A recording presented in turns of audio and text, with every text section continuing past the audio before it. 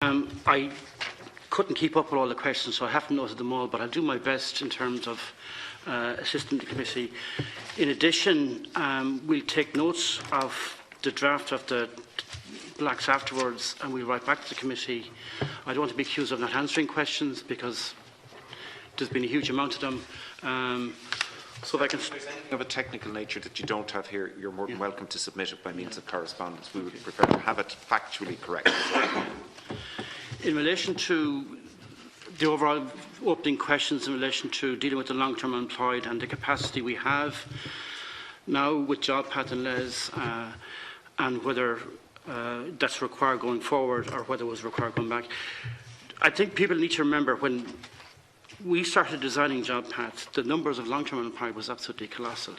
And at that stage, our capacity to intervene and assist those people was very, very limited.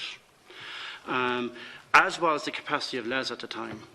And we were quite overburdened, and that's why we took the decision at that stage to go and contract an additional service so we could dial up our resources and give us a ratio of case officers to unemployed that was more consistent with those across Europe. We were far, far behind in terms of our capacity and ability to help long-term unemployed. So that's the context in which we were then.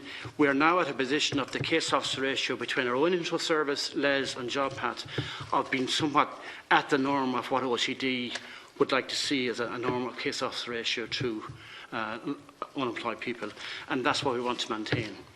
So that's kind of a very important background, because our case officer ratio to all unemployed, and particularly long unemployed, back in 2012 was very, very poor. So I think that context needs to be borne in mind as to where we came from a policy perspective and where we're at now operationally and where we want to remain at operationally going forward.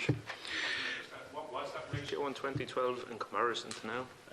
I can get you the exact figures, but it was in the thousands, where we would require a case officer ratio to be about 200 to 1. We can firm up in those figures for the committee, but we were, I think, at a case officer ratio something like 1,200 to 1. And that meant we could not provide the required services to unemployed people, and particularly to long-term unemployed people. And sometimes that's forgotten in the debate about our capacity as a department to deal with the long-term unemployed. There's been a number of references to the faking case in the debate, and deputies are coming at it from different angles. Deputy Smith was right in her comment in relation to that the department did review the decision. I just want to make some comments first on our decision-making process across all our schemes. Sorry, to review the decision. I quoted 3 different cases there. Which case are you referring to? I'm talking about the faking case. Right, okay.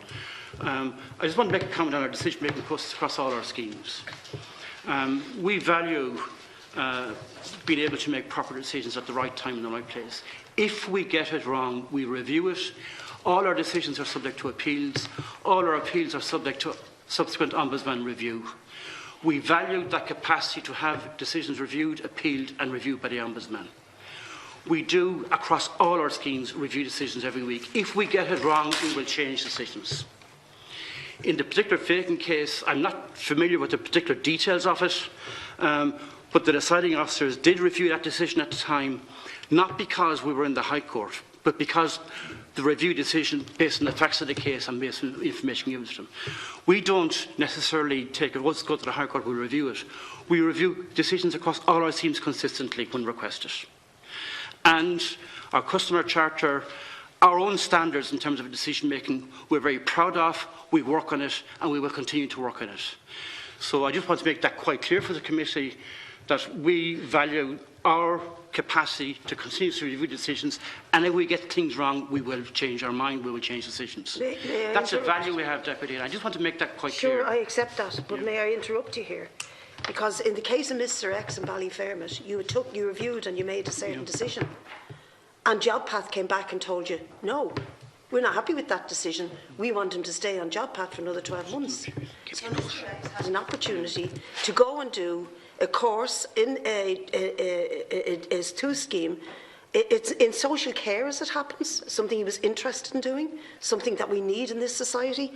You reviewed it and said, yes, Mr X should be able to go. They came back and said, no, he can't. And this is in your headed note paper. That's why I'm asking you, who's running the show? answer that directly if you want. You might get the details of it and respond in writing, because it's answered in general. I can't answer specifically. I'm not aware of the case, and even though my vision's not great, I don't see that as our headed paper, actually. But I want to make it very, very clear. Jobpath providers have no role in decision-making in our schemes or services. None whatsoever. Decisions on entitlements and penalty rates and sanctions are made by officials in the department, not by Jobpath providers. So in relation to the case you've mentioned, and in relation to any other case any deputy or member wants to bring to our attention, we will review it if it's given to us.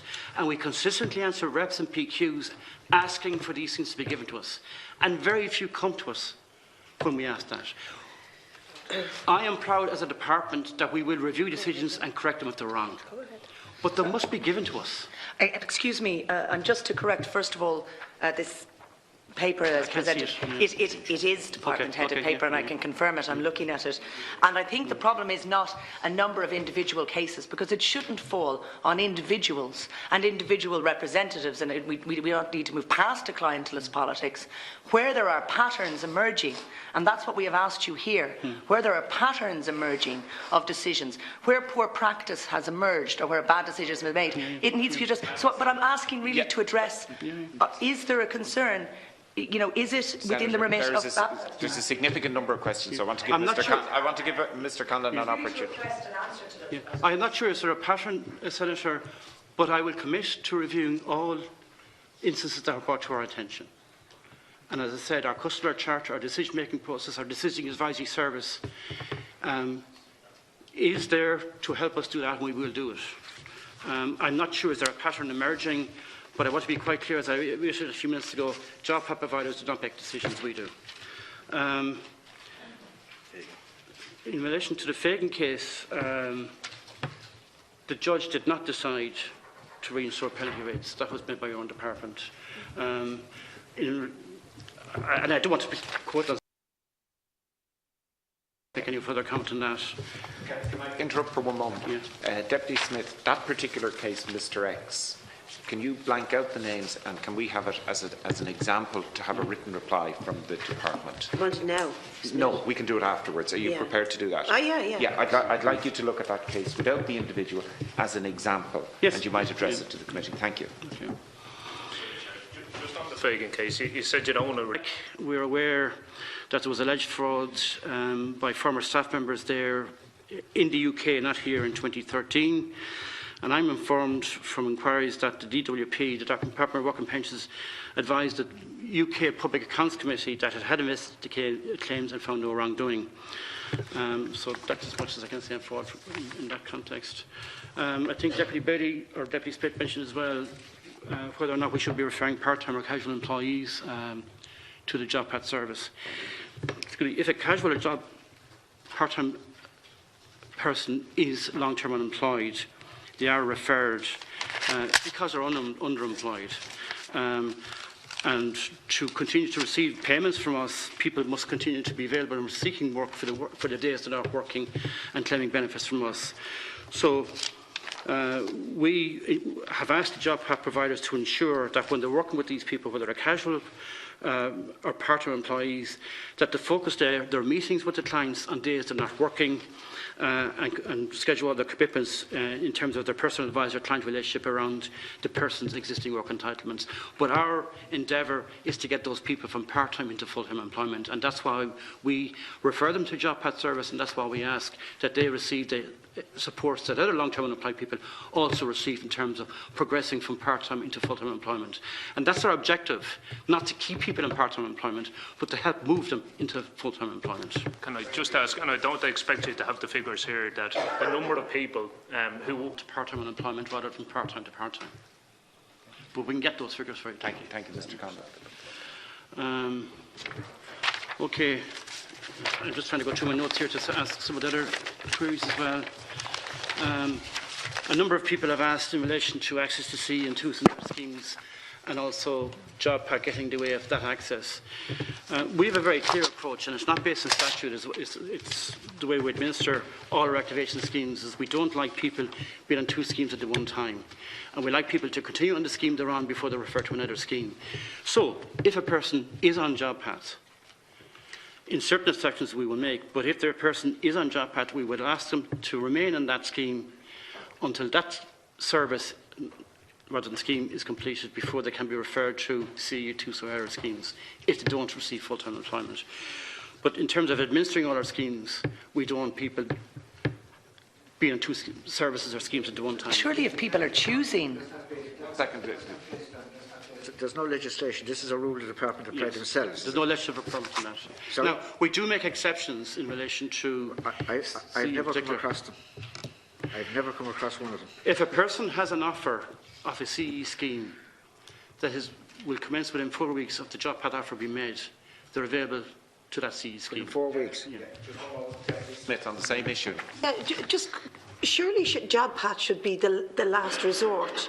So if somebody like Mr X is offered to go on a CE scheme or a 2 scheme, at the same time that Jobpath select him, and that's his preferred option, and he's doing something useful and he's getting actual training instead of sitting in front of a screen every time he meets the Seetec people, surely that should be the better option. Or indeed, if somebody is able, like a plumber up the road from me, wants to start his own business, because as it happens, there's loads of use for plumbers. All of a sudden, people need plumbers, get leaks fixed.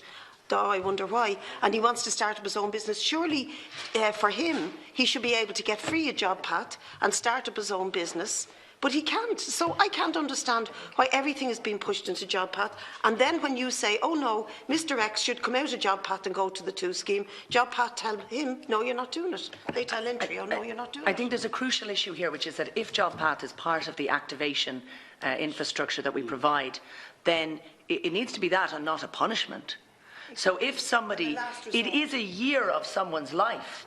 If people are choosing an active route to activation, be it back to education, TUS or CE scheme, surely it's extraordinarily inappropriate to say, no, we've decided you'll spend a year in purgatory and Jobpath. I mean, I think that's... On the same and issue, I'd like back to very education, briefly, which is related to... Thank you, Senator.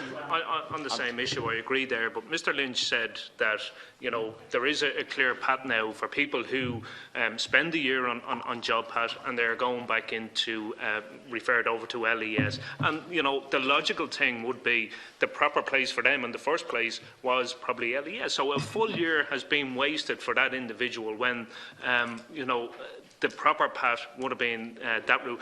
Can we get exact figures as to how many people are currently engaged with Jobpath? Because I don't think that is clear. How many people are currently engaged on Jobpath? How many people have come through and subsequently referred over to LES? And many people have subsequently gone on to TUS or CE schemes. So I think that information will be useful. Mr. Conlon. Sure, that's the first question. The last question there is 93,000 people currently in Jobpath. We will get more data for you. 93,000. The other figures are interesting and you might follow them in place. I just want to make a comment. We do not see Jobpath as a punishment or purgatory. Jobpath is a service to assist people back towards employment.